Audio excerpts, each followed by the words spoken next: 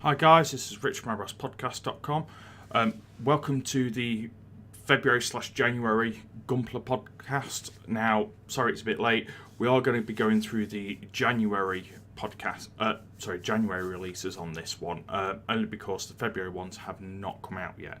So these are a little bit later on there. So the majority of these kits are going to be out already. So we'll go through and get started on those.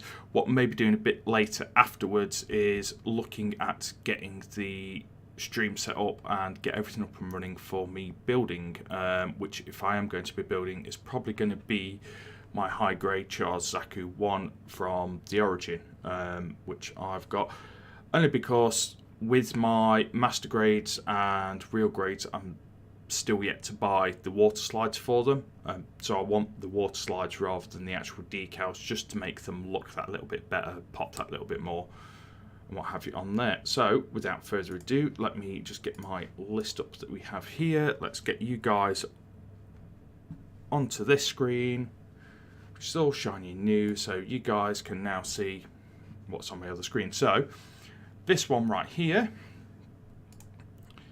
is the on this side, this one, let's throw myself out a little here. So this one is the HGUC 1144th AMX 104R Charger. As you can see, it's from Double Zeta. It's around 2,052 yen, so usual high grade price, about 20-25 quid. On there, which is really nice. I do like this one.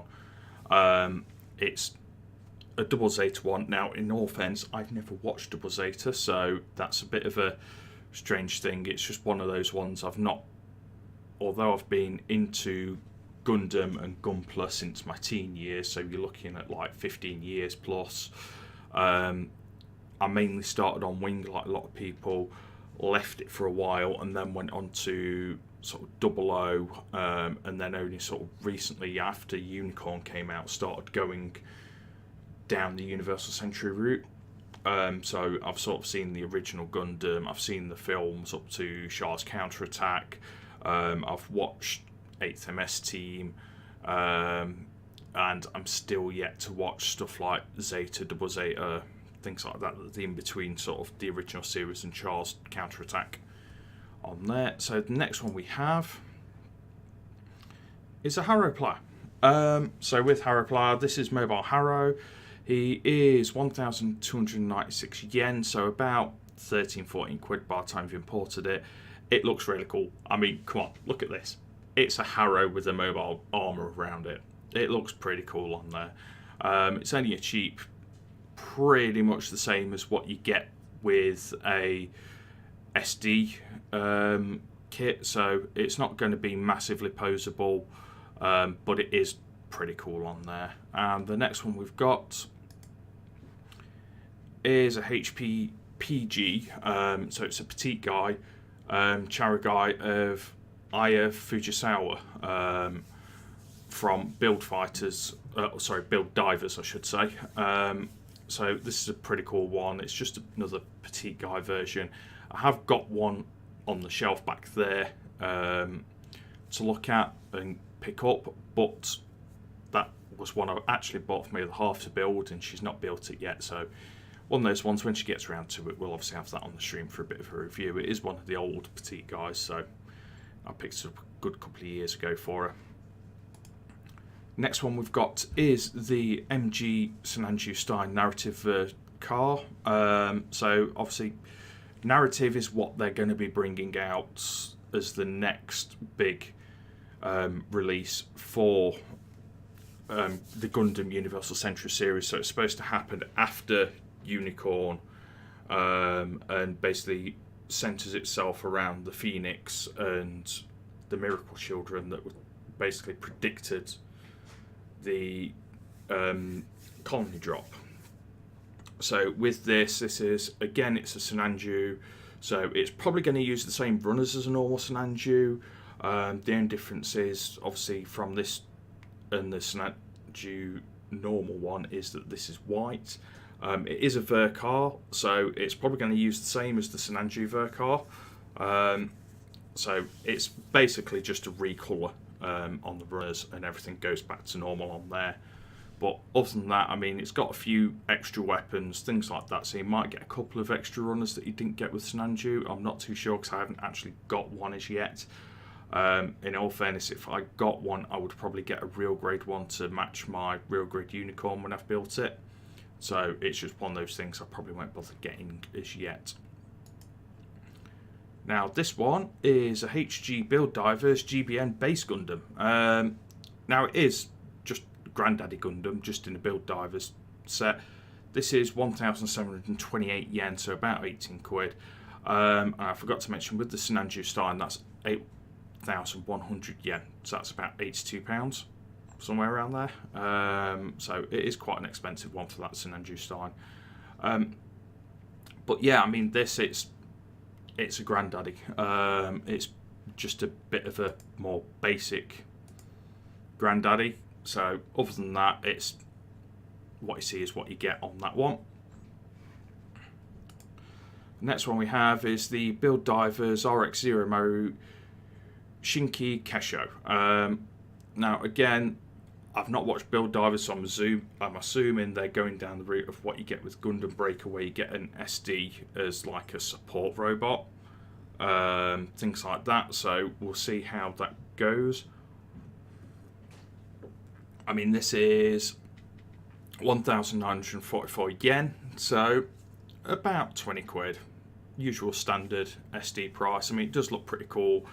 I can see elements of sort of Night Gundam in there, elements of Unicorn, things like that. So it's going to be a pretty cool one on there. And here we have the Build Custom 1/144th scale HWS and SV custom set. Now this is 1,296 yen, so about £13. But this is actually an add-on pack rather than it being an actual Gunpla itself, although yes, it looks like a ship, a bit like what you get with the O-Riser, with Archer Gundam, or the sort of add-on ones that you can get, or the containers and what have you that you got from 00. So with this actually bolts onto kits and just gives them those extra packs. The only picture they've given us is it on the back of the Build Divers Leo.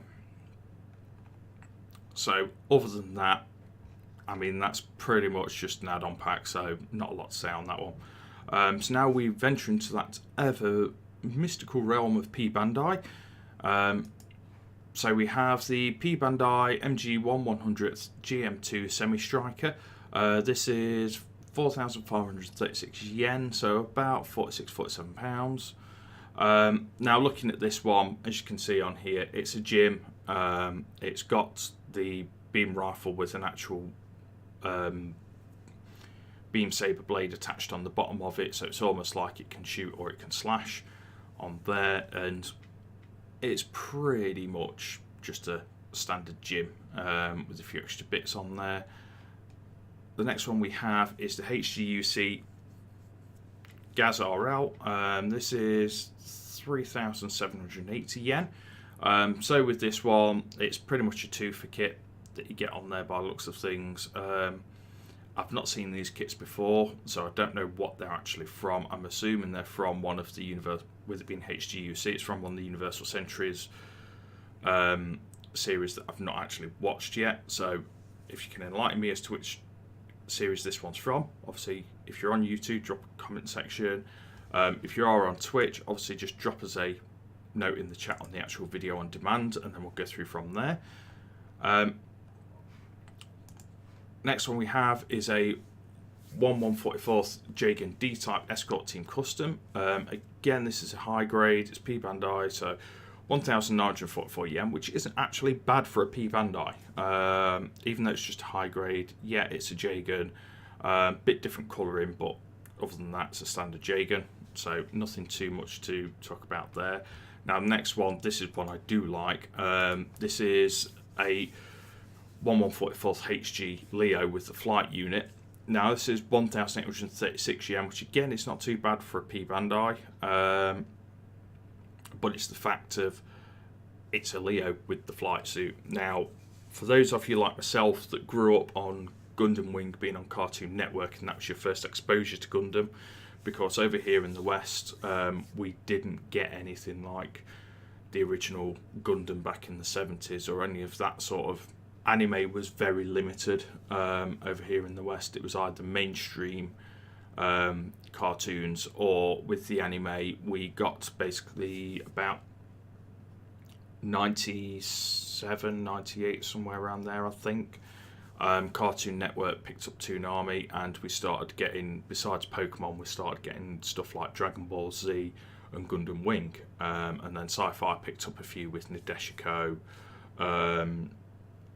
Tokyo Bubblegum Crisis, Neo Genesis Evangelion, Nadeshiko, things like that. So with this is one of my sort of childhood kits of seeing the Leo flight unit, which I might actually pick up a couple. I'm going to pick up a couple of Leos at some point, just so I can make a bit of a diorama with my Sandrock Custom and my Heavy Arms as well. So next one we have is a 1/100th mg Hayakushiki Crash. Now I'm not sure where this has come from. Maybe you guys can tell me. I know obviously Hayakushiki is from Double Zeta and was Char's gold suit, so I don't know if this is from past that and someone's just copied it, or if it's from the sort of extended lore from the mangas and what have you. So this is 6,264 yen. So yeah, it's quite an expensive one, but it is an MG. I can see a lot of people probably going to pick it up because of the kit it is, because it is Hayakushiki. But again, it's not really for me on that one.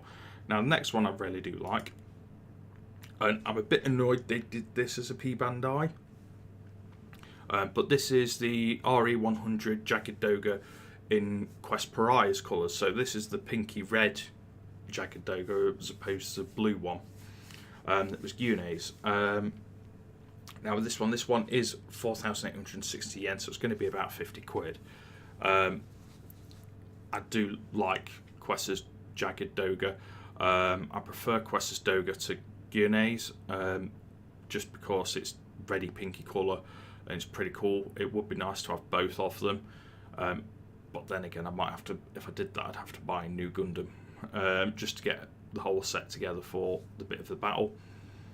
But with this one, like I say, I do like this. I may pick it up myself, just depends obviously funds wise and when I can get round to finding it in stock in the UK rather than importing it.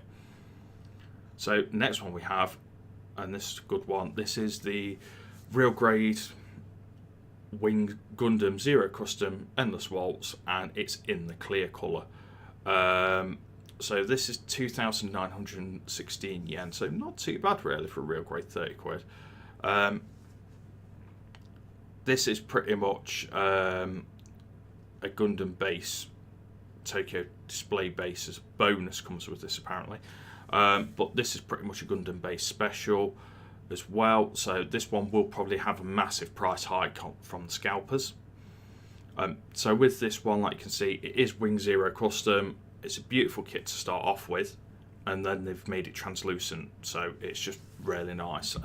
If memory serves from previous clear kits, some of these may well be UV reactive. Again, I'd have to wait until a review because I can't afford to keep on buying kits and doing them myself all the time. I'll wait till some of the guys buy them and bring them out for us and do it that way. So now we're on to a few reissues from P Bandai. So this is the PG-AA Riser Trans Am mode. Now this is an expensive kit. This is 29,700 yen, so that's nearly 300 quid. But it is the granddaddy of all the AA kits with this, because you get AA, you get the riser, and it's in Trans Am colour, injection gloss colour. So it is the pinky colour rather than just plain white. Again with this, because it is the AA, you will also have the actual GN drives will do the whole spinny spin up and sound effects and have the motors inside them. I believe it has the LED kit in the head as well. Obviously someone can correct me on that. Actually has the 00 riser kit, and again obviously some of the stuff's more exposed, like some of the GM parts down the side of the arms and things like that are all going to be exposed a little bit more because it's in Trans Am mode. One of the next ones we have is the MG Perfect Strike Gundam Special Coating version. Now this is 10,800 yen, so that's like over 100 quid. Again, it's Perfect Strike, so a lot of the time people are going to buy this that are really into these particular series. That's why with Perfect Grades, they generally only do 1 or 2 from the series, because they are expensive kits, but they're generally the more mainstream of the kits as well. Let's go on to the next one, which is an MG 1/100th Freedom Gundam version 2 in full burst mode special coating version. So this is 10,800 yen. It is Freedom version 2.0, and you get the effects parts as well with the special coating. So as you can see on here, you get the Freedom Gundam as it is, and they also get all the wings and everything like that. So that's pretty cool in all fairness, because you get all the bits with it as well. It is still expensive, but most likely worth it. So this one is the Gundam Ashtray Gold Frame, real grade. So again, it's another reissue. It's 3,024 yen. It's pretty cool with that massive ass cannon,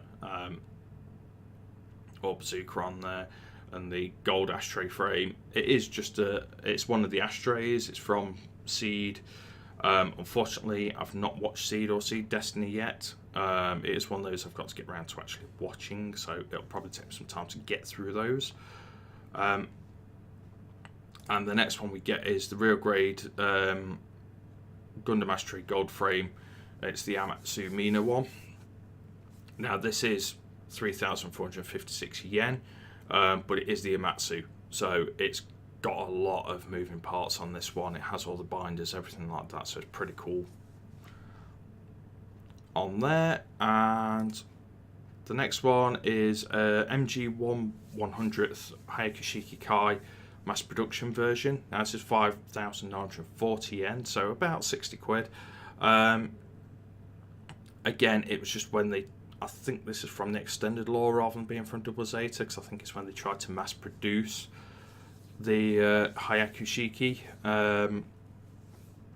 by the sounds of it. So it's probably going to be very similar frame to a Hayakushiki, just a few different markings here and there, and probably just not as much of the weapons on there that are on the standard model. So it's probably going to be some stuff like different, more sort of commonplace weapons rather than the special ones you normally get with those. And last but not least, and unfortunately we've only got box art for this one, but this is Gundam Bait exclusive. So this is the HGUC 1/144th Blue Destiny Unit 1 in exam mode with the metal gloss injection. Now this is a Gundam based Tokyo limited edition one, so it's 1,728 yen, but expect a good price hike on that if you're going to try and import it or get it from someone as a scalper that's not actually out at Gundam base, because of it being a limited edition for the Tokyo. So with that, that is probably going to be about 25-30 quid. You can probably double the price by the time you've imported it, or found someone that scalped it and bought it in for you on there. So that pretty much brings us to the end of the news on this one, and all the releases, everything like that. So we have been going for a good few minutes on there, been going 20 minutes on that side. So what I'm going to do is, like I said, I'm going to end the stream now, get this uploaded to YouTube, get this uploaded to all the usual podcast channels. So this will end it for now. This is just for the audio podcast as well.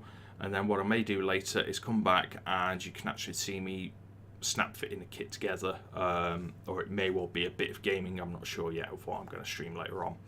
But thanks very much for tuning in. Guys, as always, I've been Rich from ArabosPodcast.com.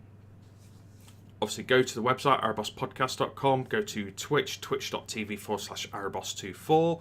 YouTube.com/Arabos24. If you want to send me a Twitter, it's at Arabos24. All the contact details are on the website. All of them are on Twitch in the cards below, down here.